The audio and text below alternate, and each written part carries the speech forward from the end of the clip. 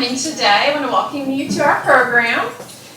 Today we have Bobby Sparks, who's going to be talking to us about biblical archaeology and some of the digs he's going on. So really cool. I've been listening to him tell me about some of the artifacts here. It's really neat.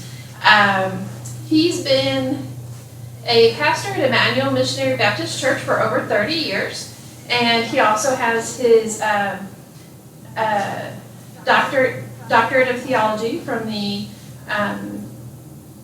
Texas Baptist Institute and Seminary in Henderson. And I think he's lived here for a long time now. Well, I have been pastor here in February for 35 years. Yeah. And this month's sponsors are Chip Cole and John Burks. I want to thank them. And without further ado, I'll turn it over to Bobby. All right, thank you. Matter of fact, as far as I know, around Hunt County, I'm the senior pastor. I've got more years on any of them, and there's a couple of them I kept thinking, I hope they hurry up and retire because they're ahead of me, and I'll never have that position if they don't retire first. Oh, they did, so that I'm up there now.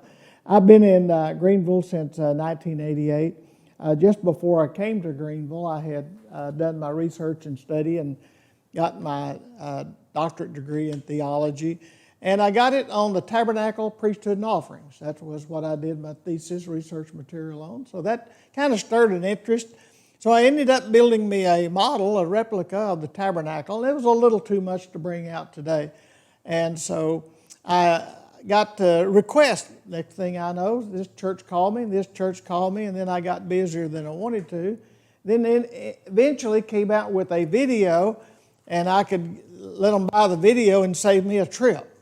And so I got a lot going on, and I've been active, busy, and I thank the Lord for good health and the ability to get about. I'm going to share with you some artifacts that I have picked up over the years, and then a little video, not a video, but a PowerPoint presentation on my wife and I got to go to Israel in June and participated in the archaeological dig at Shiloh. Shiloh is where the tabernacle sat for some 369 years, and they're confident that they have found the last location of the tabernacle. And the position that I got to dig in was the Holy of Holies. Now, how neat was that? So I've had a good time, a good path. If I died today, I've had a good life, and I've been very thankful for it. Wouldn't trade it for anything else in the world. Well, let me share some of these artifacts with you. I'm going to move through them pretty quick so we'll have time to look at the PowerPoint, and then allow you to have a few minutes to ask any question that you might. Right here, a couple of rocks. These are rocks that came out of the walls of Jericho. When the walls of Jericho fell, they didn't just lob over. They disintegrated into a pile of gravel. So I have parts of the walls of Jericho here to show you today. And then right here is a rock that came out of the creek bed that David selected his 5 smooth stones that he used to kill Goliath. This is about the size stone that David would have used. Not a little pebble the size of your thumb, but something about this big. And they claim it would have been traveling about 125 miles an hour when it hit Goliath in the forehead. So that'd take a giant down, wouldn't it? Wouldn't you hate to get hit in the head with the rock moving that fast? Well, here in the front, I'll start with my new stuff. Matter of fact, the newest thing I got, really, just about it, is this little lamp right here. Now, and all the lamps are the same. You put a wick out here, you put the oil in here, usually olive oil, and you would carry the little lamp around in the room to get around from place to place. That's kind of a little personal lamp, and these are all clay lamps here. Now this one really not connected with the Bible, but it is the first era of ceramic pottery. And so I imagine one of these days some ceramic person that's collected pottery and study that research may want to try to talk me out of that, but that's what that is. Now right here, these 2 lamps These are Roman lamps, and you'll tell they're Romans because if you look at it real close, you can see two people on it.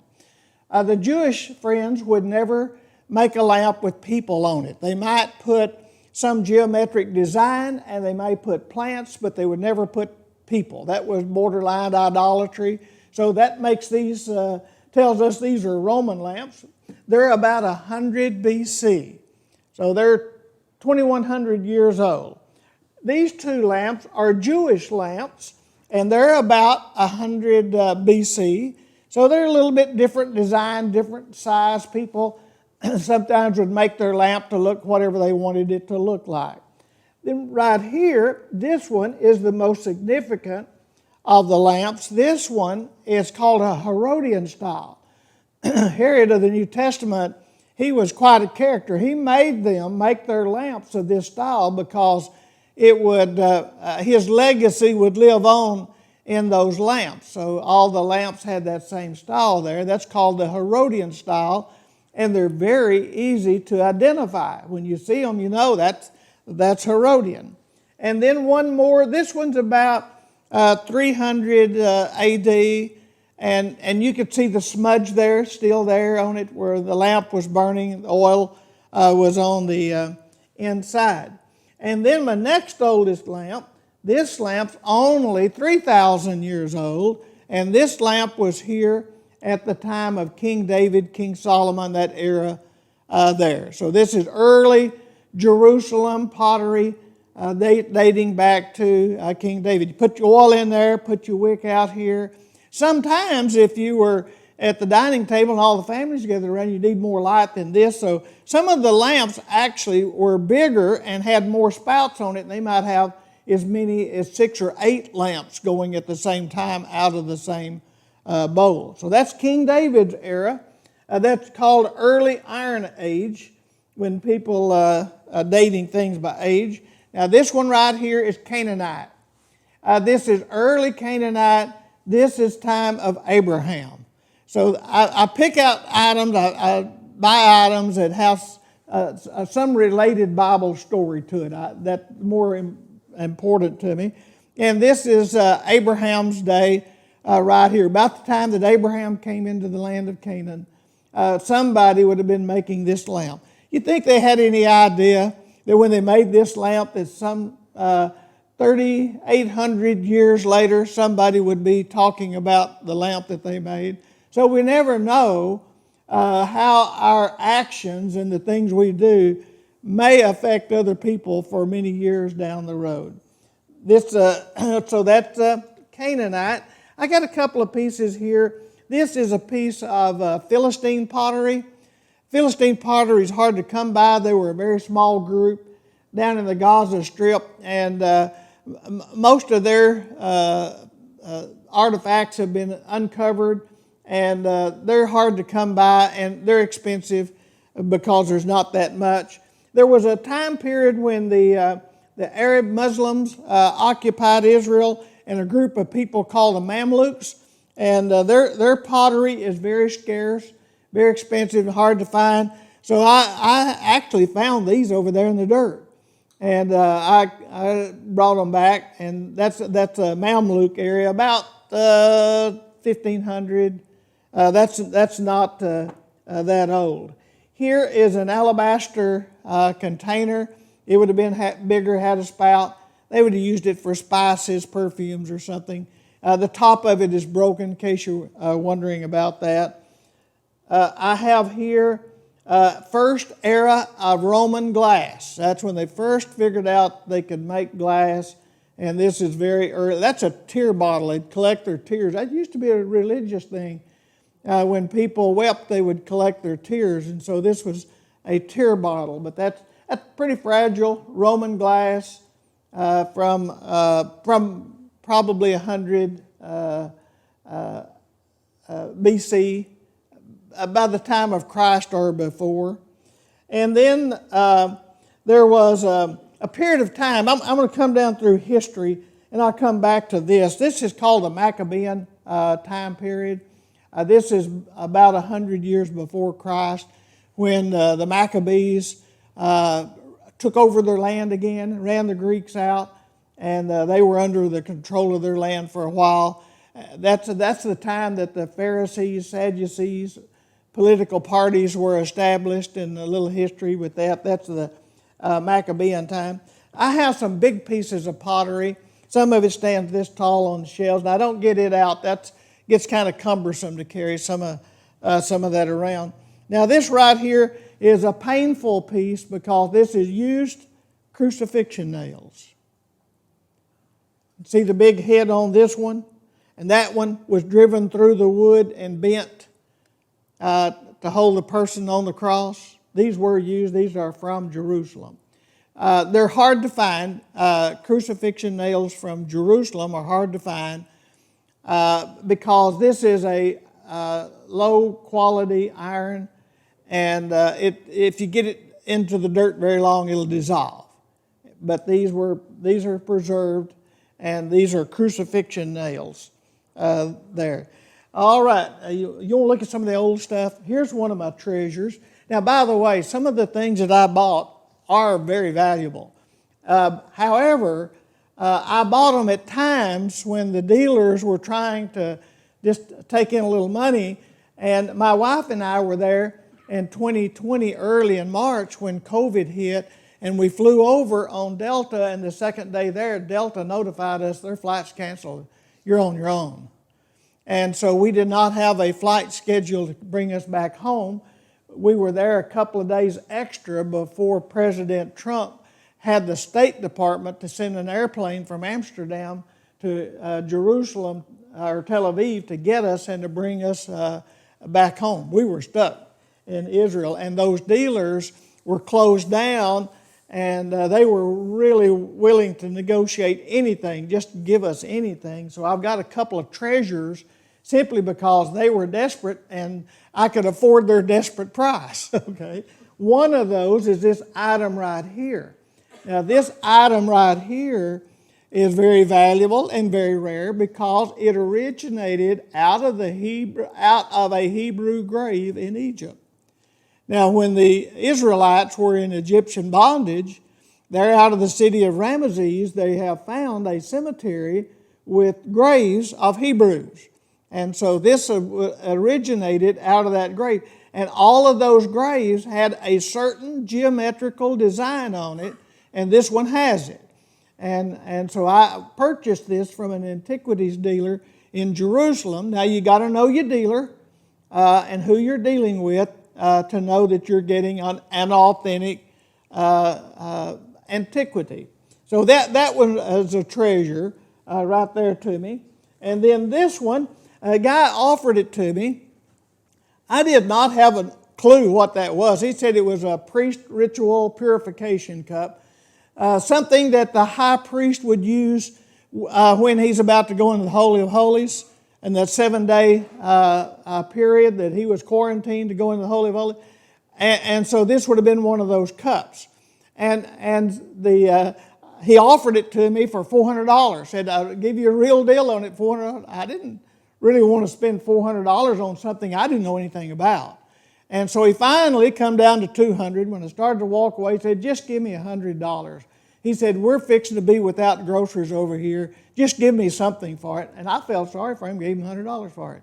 Then when I got home and studied it, I found out, wow, that one of these was in an auction, and the minimum bid they would take, and when this nice, was $900.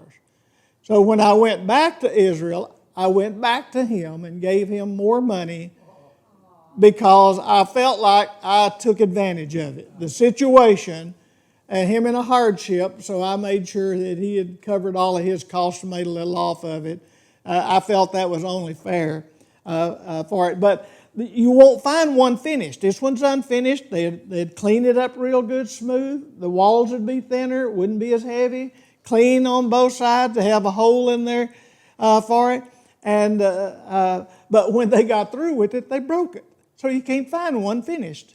And so the best you can do, and these are very rare, is and the one that's sold in the auction sold for $1,200. So anyway, those are one of the better investments that I have. Right over here, just quickly, are a couple of Hebrew scrolls. Now, this is a scroll that came out of Europe before the Holocaust, survived the Holocaust, finally found its way to Jerusalem. And I had met this antiquities dealer. He has since passed away, but he was a good guy to deal with because he was really trustworthy. His kids own it now, and I won't even go back. I don't trust them. But this is an authentic lambskin or sheepskin scroll, Hebrew scroll. And the page you're looking at is Exodus 20 with the 10 Commandments. And that makes this scroll even more valuable. Now, the market for these scrolls has found its limit, and now this scroll is probably triple the value of it than what I paid for it. So anyway, I'm blessed to have that. And then this scroll right here is another Hebrew scroll. Now that's all written with a quill pen. That's not done on any kind of machinery, a printing press. This scroll is about 250 years old. Actually, this scroll was being written down about the time that George Washington was fighting for our independence. And it's a deerskin scroll. And they're very, very hard to come by, and I'm blessed to have that. One of the other treasures that I have is this right here. And I'm sorry, I can't tell you if I got it right side up or upside down. But I know what's on it, okay? It's difficult to read, but this is a tablet that reads, I, Nebuchadnezzar, son of Nebuchadnezzar, king of Babylon. Read about old Nebuchadnezzar in the book of Daniel and the last chapters of Chronicles. This is him. And he was writing a tablet about rebuilding a temple dedicated to his sun God. And all that's right here on this. This has been translated. Now let's go to some of the old stuff, okay? Right here, this particular piece, and you can come and look at it. Of course, I ask you not to handle it, but come and look at it. And this is what's called cuneiform writing, which precedes Egyptian hieroglyphics. And this is a cone. I bought it knowing that it was cuneiform writing, had every reason to believe it's authentic, but found a translator that could read this like reading the Herald Banner every morning. And I sent him pictures of it, and he said, oh yeah, that's King Gudea of the city of Lagash. You'll find him on Bible maps. And he has built a temple dedicated to his pagan god. And the name of the god, the temple, the city, the king, everything is here on this cone. And it was probably placed in the corner of the temple somewhere as a historical thing. If the building ever collapses, you go digging it up, you find out, well, hey, that's what this building was all about, a temple dedicated to this pagan god. Now, to the oldest of the old, okay, right here. And this one I don't usually carry around with me because this is a treasure. I bought this one from one of the most famous archaeologists, scholars in the world. His name is Robert Dorsch from Tel Aviv. And this right here was formed right after the flood. Before the Tower of Babel, Noah and his family is all still alive when this piece was made here. This is the earliest of the earliest. If you took it over to the university, they would say that this piece would be about 10,000 years old, the earliest pottery from civilization. But I date it by the Bible, so I'm going to say it's somewhere between 4,500 and 5,000 years old. It'd sound nice to say 10,000, wouldn't it? But anyway, I don't think it's going to go back quite that far. But this was here when Noah was here. So I got Noah covered, I got Abraham covered, I got David covered, and I got Jesus covered. And right here, just a grinding tool, a basalt, a pestle, and what do you call that? Mortar, yeah. And this dates back about a couple of hundred BC. And I got that on my last trip to Israel. A couple of other things. The first coin ever minted was by the Persian Empire following Nebuchadnezzar.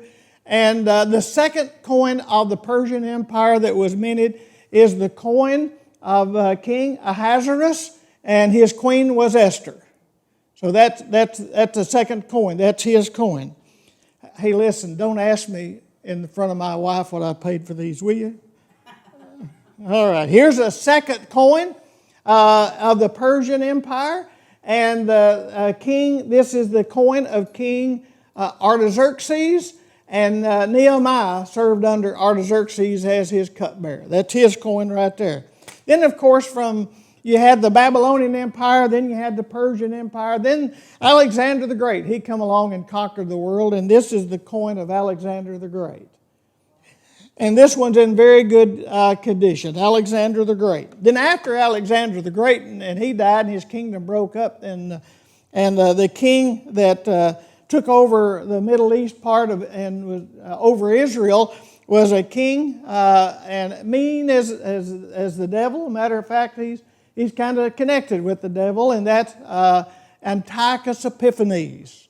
That's his coin right there. And then the Jews, Antiochus Epiphanes, put up a pagan altar in the temple in Jerusalem and then slaughtered a hog on the altar.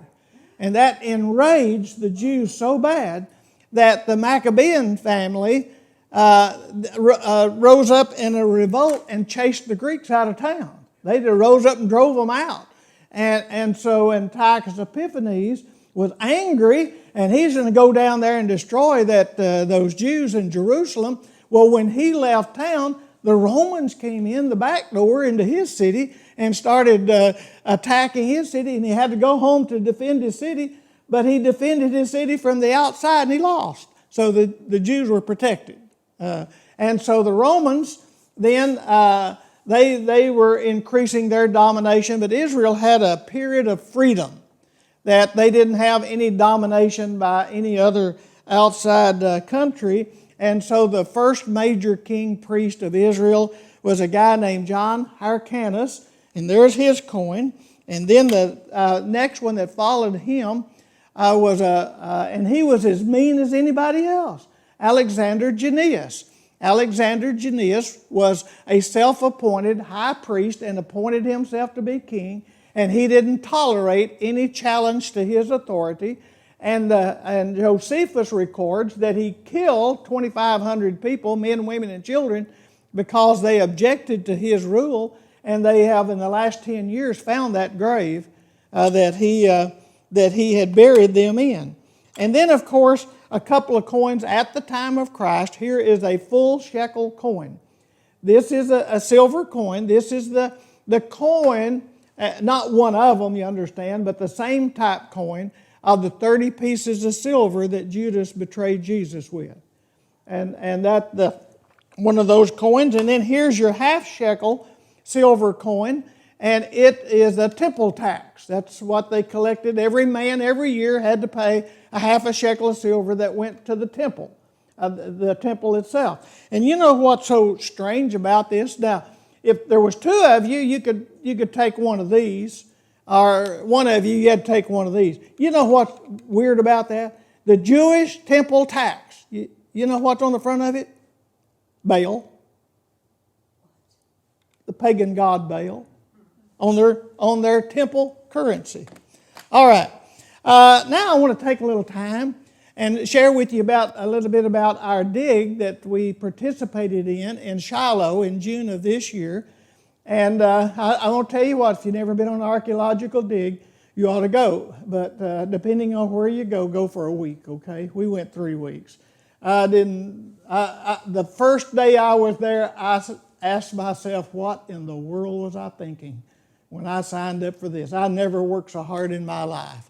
All right. Right here is a picture of where we arrived, and you see the sun is coming up in Shiloh. And the air is clean, and it's cool of a morning. And I every morning when I saw the sun come up, I thought, those Jews that were here, that's what they saw every day, the sun coming up right over those hills right there from the east. Now here's the hill looking at it from a drone, and you're going to see right up here on the top, there's a visitor center up here, up on the top area. it doesn't show up real clear. And the part that we were digging in was right along here, and I'll show you some of that a little bit closer up. So there we are. The sun has come up, and the sun is actually behind us, and those are what the hills look like. We're about 30 miles north of Jerusalem. Going on the bus, getting out of Jerusalem traffic, we stayed in Jerusalem. It's about an hour trip to get up there to the dig site and get ready to dig. So I'm standing at our site looking at the hills around there, and that's pretty typical of all the hills that surround Shiloh. This is the kind of a walkway that was right next to the area that we're digging. And in the next 3 or 4 years, when they dig, that road's got to go because it's right in the middle of the archaeological site. So they'll have to move that road to a different direction. Now, the people that I was working with is Dr. Scott Stripling. We've become friends.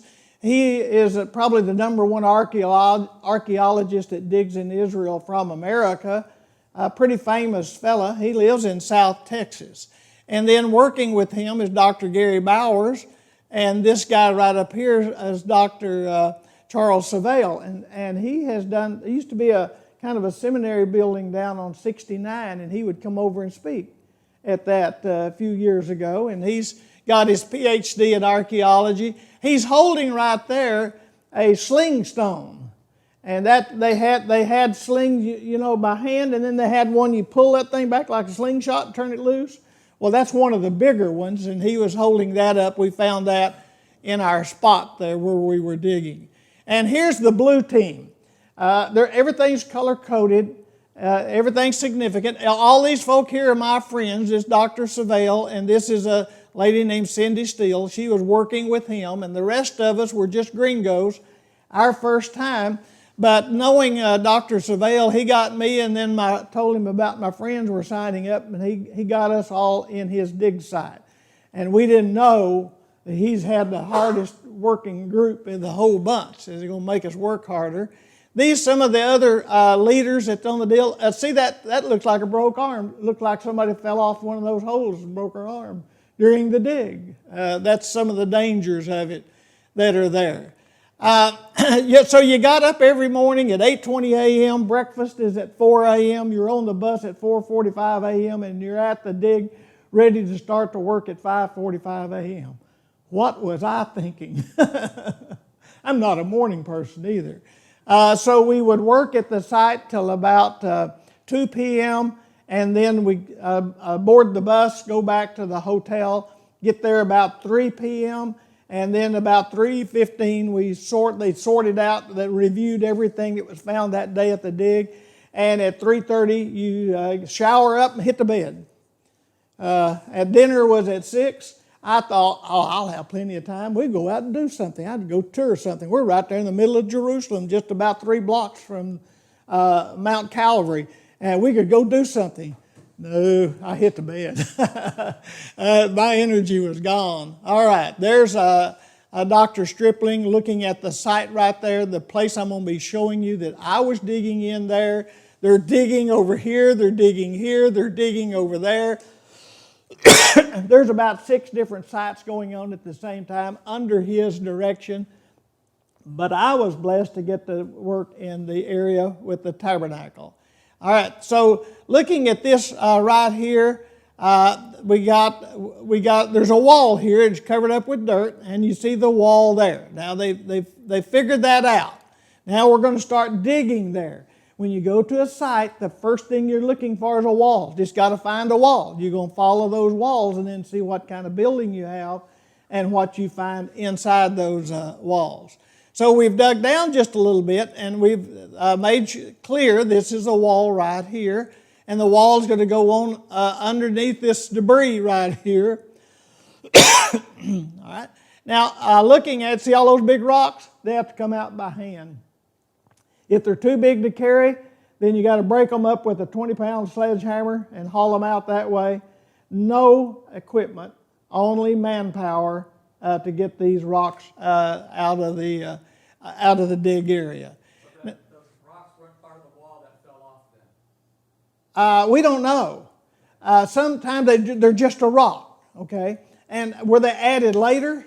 Did they come off the wall? Sometimes we don't know. What happens is you got one layer here, and for whatever reason it's destroyed, they come along and just bring in dirt, pile it up, level it up, and build on top of that.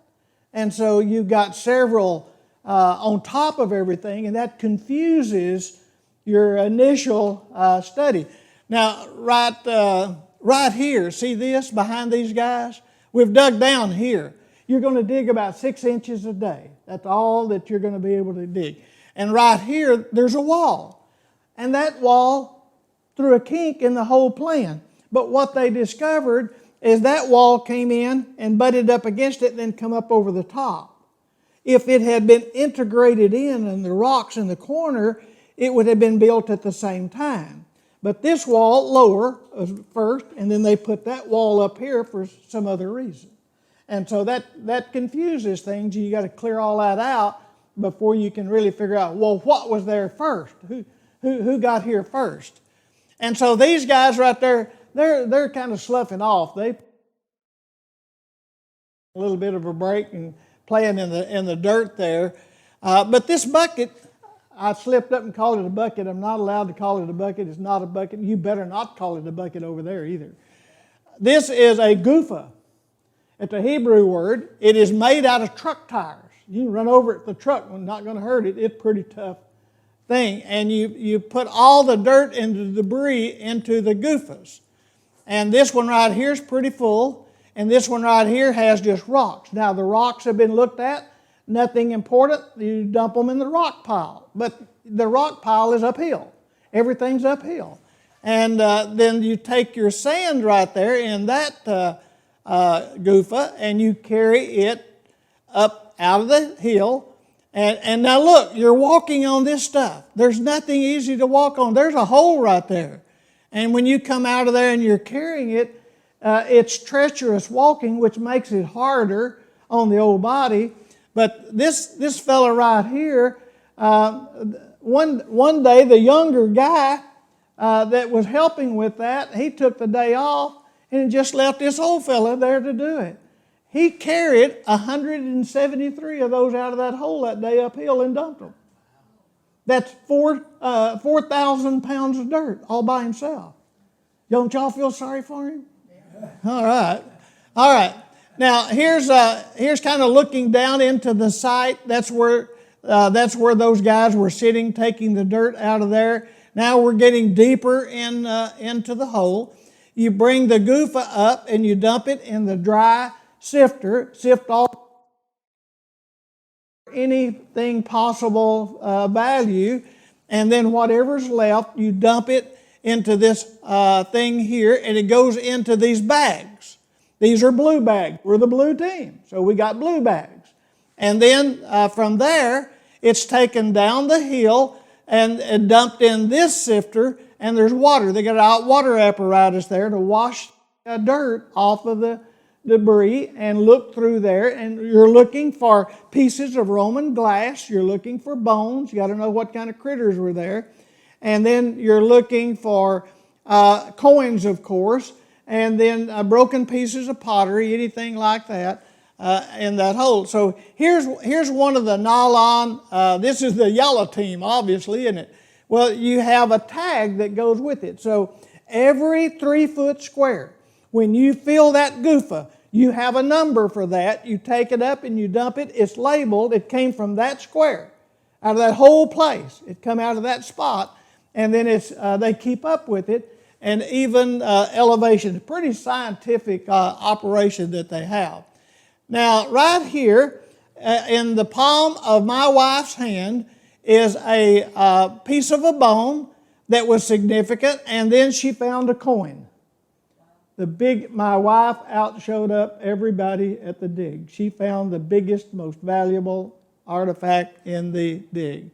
Right there was where she was working, and she found it in that box right there. Now, you can see where we've been digging down. Now, this is almost 2 weeks of dig right here.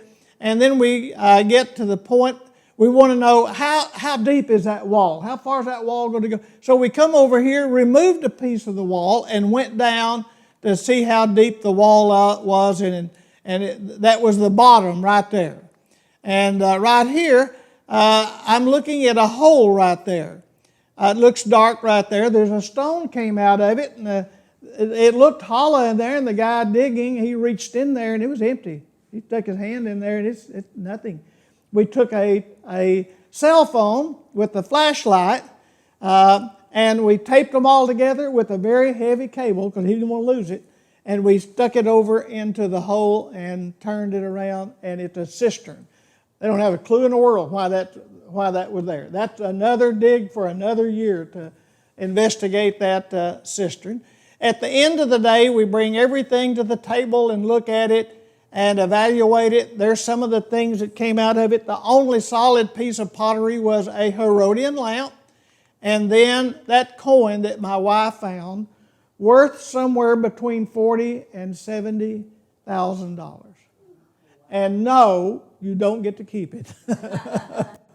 Don't you wish we could have, but that is an extremely rare coin, and that will end up in the Israeli Museum. No credit will be given to anybody, but it'll show up in the Israeli Museum probably within a year because it's very fine quality. Right there is a menorah on the coin, and then here's some Hebrew writing. That's the oldest picture we have of the menorah. Actually, how do we know what it looked like? Well, right there, it tells us. All right. So we got to take a couple of excursions. I'm going to show you those. This guy right here, make friends with everybody. The more friends you got, the better off you are. This gentleman right here is named Harley. He's married to Gabby. Gabby is the assistant director of the coin vault. Gabby pulled some strings and got us into the laboratory of the Dead Sea Scrolls. And this lady right here, when she opened the door, said, "You're my VIP group. Welcome to the room where visitors are not allowed."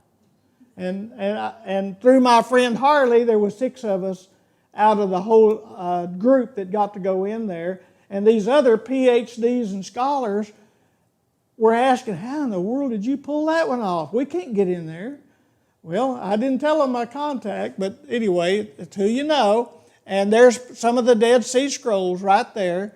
There's some of the pieces. That's the way they found those scrolls.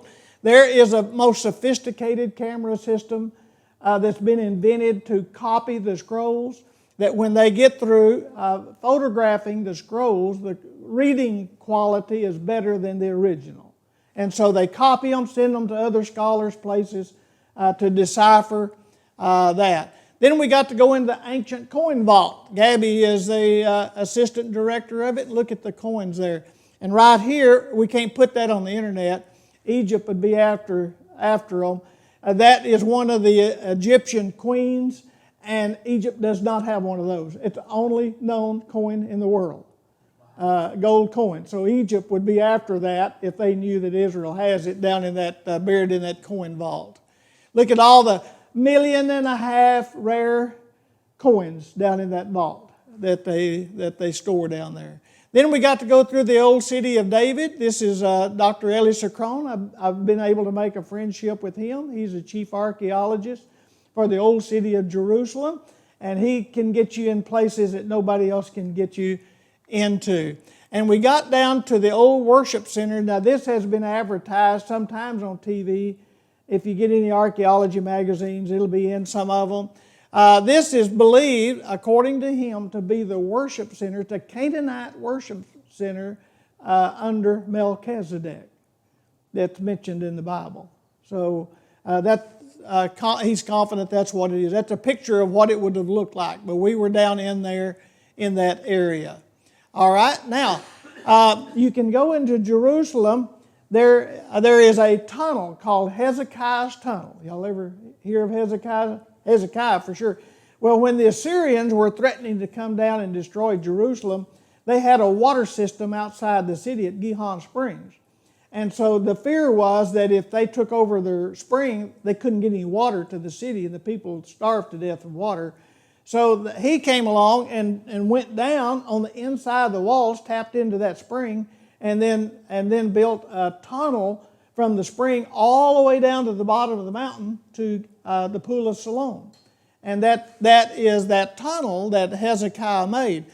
You see the width of the tunnel there? Sometimes it's a lot shorter than that, and it's very dark in there. Of course, they have no lighting in there, and it's not quite knee deep in the lowest places, a little over ankle deep in some.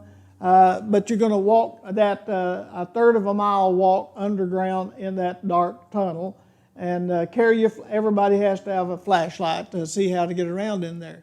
Now, they have just recently, in the last 10 years, Dr. Elisacron opened this area up and found another tunnel that goes underground from the Pool of Siloam back up to the city. And that tunnel was a drainage tunnel for rainwater, stormwater, when they flooded, and they could drain that water out of the city down through this storm sewer. And we're going to go up through that tunnel. Now here's going through the tunnel there. They've now put down some platforms to walk on. It's damp there. There's moss kind of growing on the walls underground. It's damp there. And then this is a little higher up in the tunnel. In AD 70, when Rome invaded Jerusalem, about 3,500 citizens went down in that tunnel and hid down there. Well, the Romans found them and killed them there, and when they excavated the tunnel, the bones of 3,500 people were in that tunnel. So they had to clean all that out. Not quite ready for big tour groups yet, but one day probably will be. But that's the tunnel. Now, in that tunnel, you see in the hand of Dr. Elisacron a golden bell.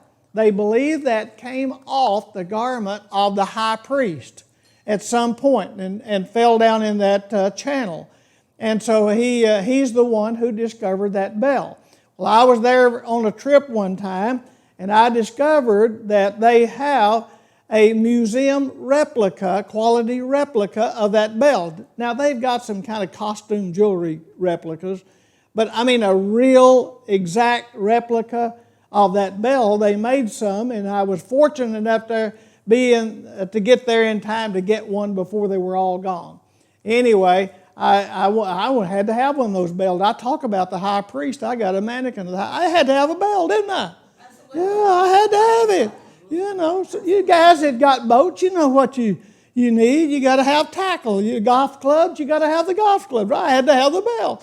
But they wanted $3,000 for that bell. And how do I go home and tell my wife that I spent $3,000 on a bell?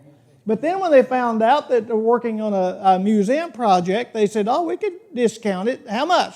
Well, we can discount it to just over $1,000.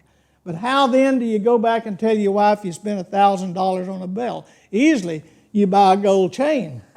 Yeah, I'm not dumb. See, now this is my wife's bell, but she lets me borrow it so I can take the bell out. So I got the bell for my purpose, and so here's the exact quality and duplicate of that bell.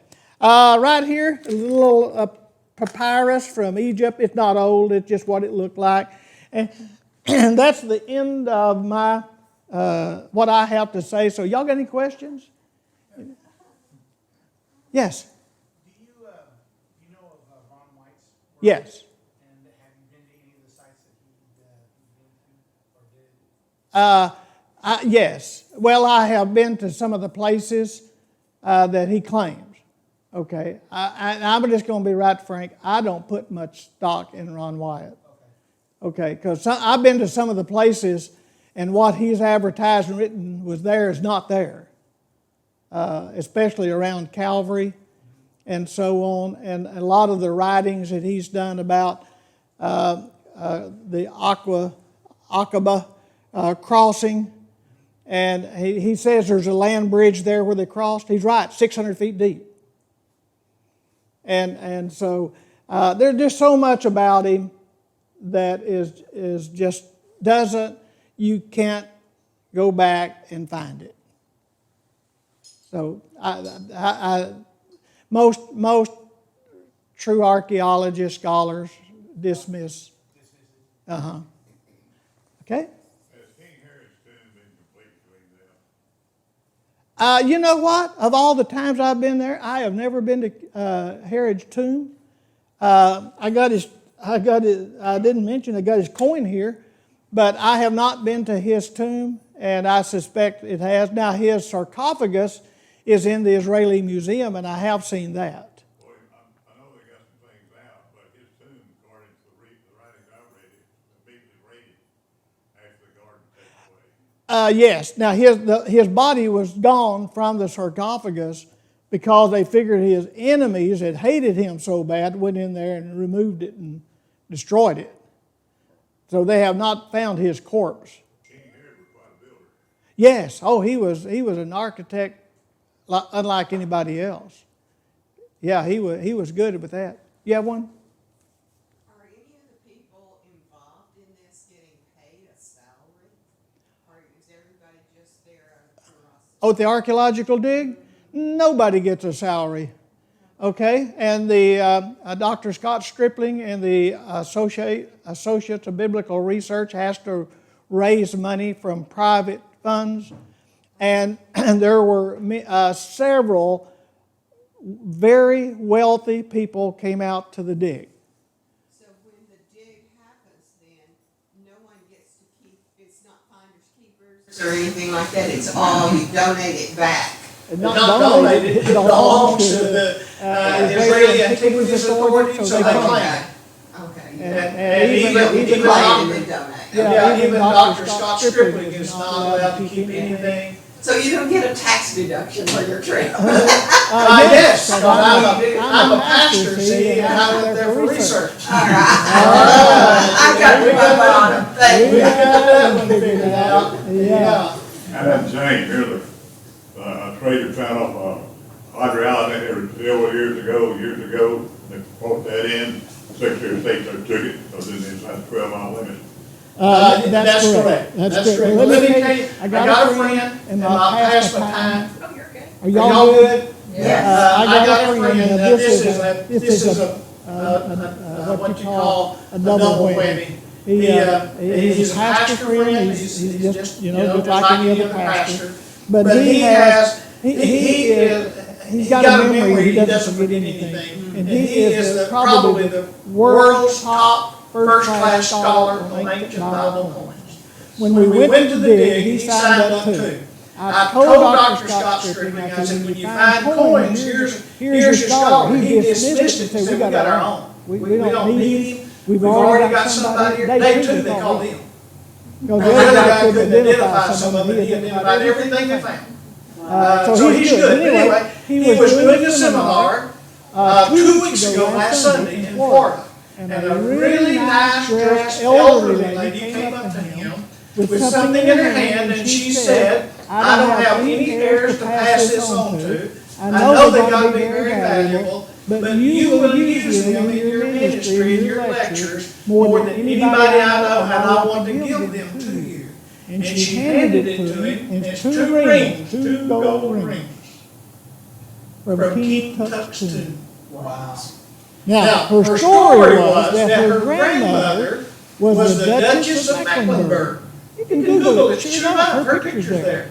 She had, this is back in the 1920s, for her grandmother when she was young. She had a friend that participated in the dig of King Tut's tomb. So the stories, the whole story is perfect match, timing match. So he sent pictures of it to an Egyptian scholar, and he looked at it and he said, oh yeah, that's Middle Bronze Age, that's Egyptian from this certain date, King Tut's date. So he sent the copies of the ring, there was some writing on it, and he sent it to the Egyptologist that can translate it. And the guy sent back and said, this is Tutankhamun name on here. Three different sources authenticated this is King Tut's tomb. I'm surprised the Egyptian Antiquities didn't say that they want it, because they're the same way about the was Israel. He has it legally. Okay? But what are you going to do if Egypt, the government, comes to the State Department or the U.S. and tells them we want those rings, and they send armed guard to his house and for national security, we claim those rings. And they can take them. Secret Service would come. So you know about it, but the world's not gonna know. And He's got a dilemma as to how to keep these rings preserved without Egypt taking them away from him. And without the IRS saying we want taxes on that $10 million. Right? So anyway, he got a real dilemma. Y'all don't know who he is. And if they come knocking on my door, I'm lie that. So you've been to the city of David, and how close are they, or would you know how close they are actually to finding the spot where the temple is supposed to go? Okay. I can make that part very simple. It was not in the old city of David. Okay, it was not. Josephus tells us that the temple complex of the time of Solomon was 500 cubic square. And that it was enlarged by Herod. Okay? And the cubic is about 22 inches that they were going by. Yeah. All right? That makes the temple complex 12 acres. The old city of David is 10. Not going to fit, is it? There's a whole bunch more than that, just lots of stuff. But a fellow by the name of Ernest Martin wrote the first book. And Ernest Martin had some disciples, and one of them has been a guy by the name of Cornuke. Robert Cornuke. I read all of his stuff, and he just falsifies a lot of the evidence. And Dr. Ellis Crone is man enough, and he could, I think, kill him if he got his hands on him. He interviewed Dr. Crone, that temple area, Melchizedek, and he was shown. And so in the interview, Robert Cornuke got on the camera and said, "We found the site of the temple." It wasn't here. It was a Canaanite temple. And he's trying to make Dr. Ellis Crone teach that the temple was in the old city of David. And no, it's up on top of that temple out somewhere. We'll leave that still up for debate, but it's somewhere up on top of that old temple mount where we're located. And so archaeology up there has found the original walls of the Solomon's borders, and they are 500 cubic square, and then how Herod has enlarged it, just like all the history says. The archaeology says it's a wall of the temple mount. So have you seen the new shekels that they have made? They have a model down in the desert that they priests practice with.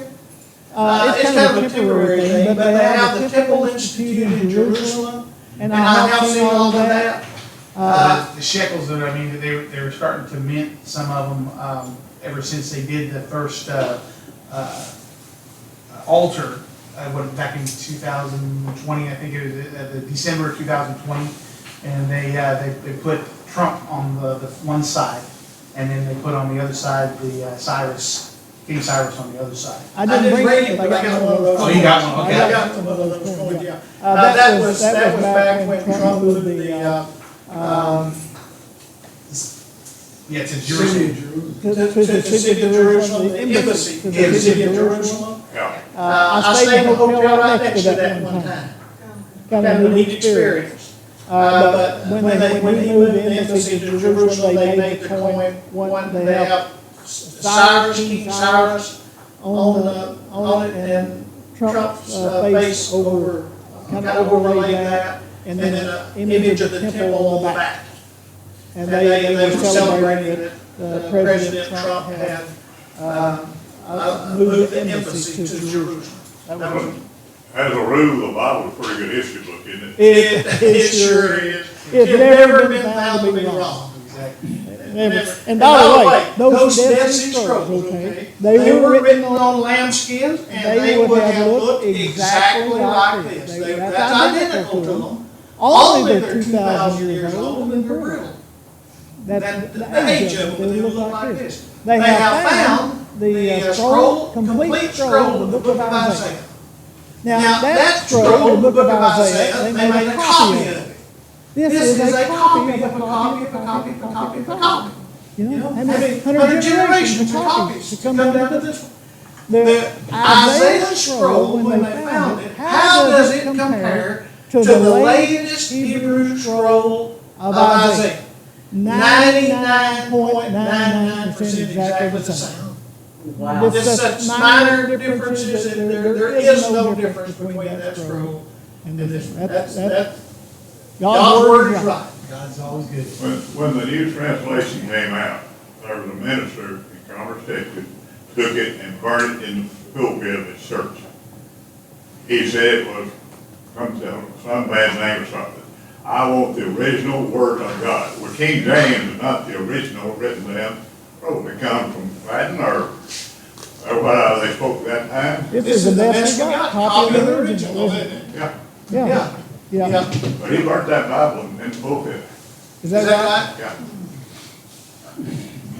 How many times have you and your wife been to the Jerusalem? I have been there 17 times, and I've got a tour group. There might be a spare spot or two for a couple of places next March. We're going to Israel, and then we're going to Jordan. I can tell you, we don't take your normal cookie cutter trips to Israel. While people are going into these traditional spots, looking at these big old churches, we're out taking jeep rides across the wilderness. And we were participating in a little bit of archaeological dig. And this trip, we're going to be sifting through the debris that came out from under the temple. They're still sifting that. We've arranged to get in on that. We'll be doing some of that sifting for an hour and a half. You'll find something. It's a fun thing to do. Get a taste of, what archaeology is like. We're crossing over to Jordan. We're going to Petra and then flying back out of Petra back to the United States. So it's going to be quite a trip. Does your wife always go? Yes. Yes, she went on the dig with me. A couple of times that she decided not to go with me. But for the most part, she's been with me. Well, you keep mentioning her. Came all the way. And you also talk about the expense of some of the items that you purchased. Is she hugely into your purchasing these things? Can anything I'm purchasing be what? Is she, and you mentioned something, we don't tell my wife how much I pay for this. Okay. I'm just a husband. That's us. Yeah, she's there. She's okay with me buying anything I want. I could have a whole museum of stuff, but I only just pick items that tell a story. Most of it's Bible stories. Excellent. Yeah. And, I have the ideas up here. We're working on it right now. Design work has begun to build a venue in Branson, Missouri. Been talking about it for a while. We had funding from an entity, but COVID killed it. We had a donor. We went into their boardroom. They got into the boardroom, and the guy was very blunt. He said, "We are not interested in helping whatever you're going to do. We got other things we're going to do, but we're not interested in putting any money in it." 20 minutes later, they committed $40 million. wow, gosh. Because they didn't have any idea. The idea was, we're going to build a full-size replica of the Old Testament tabernacle. You walk into the room, there will be a tent, campsite all set up. You go to the campsite, you look up, be pillar of fire up there, and then it'll settle into a cloud above your head. Over here will be a replication of Mount Sinai, and a little lightning and thunder and smoke on top of the mountain. Over here will be a mural of Shiloh. And then as you walk to the altar is going to be bellowing out fire and smoke. It's artificial, but you can't tell the difference from real. And then as you go through the thing, you come to the backside, and you're sitting in these seats looking in the Holy of Holies. We talk about the transition. The veil is going to rip, your seat's going to shake, it's going to be an earthquake, the veil is going to come flying open. And then when you leave that area, it's going to go through a timeline walkthrough, starting at creation, all the way to Calvary. And as you get out leaving Egypt, you go through a 12-foot wall of water on both sides. It's going to come out at Calvary. There's going to be a replica of the exact Gordon's Calvary in Jerusalem and the tomb. So if you never get to go, you can walk through there and you know exactly what it'll look like. Wow. Have you been to the Tabernacle replica there in the Sinai Peninsula? Yes, down Timber Park. Yeah. Uh-huh. I would love to go there. I think it'd be so cool. Well, we'll plan a trip for you down there. All right. Awesome, thank you so much. This video has been brought to you by GEUS 34. GEUS is your community-owned provider for electric, internet, cable TV, and true local programming.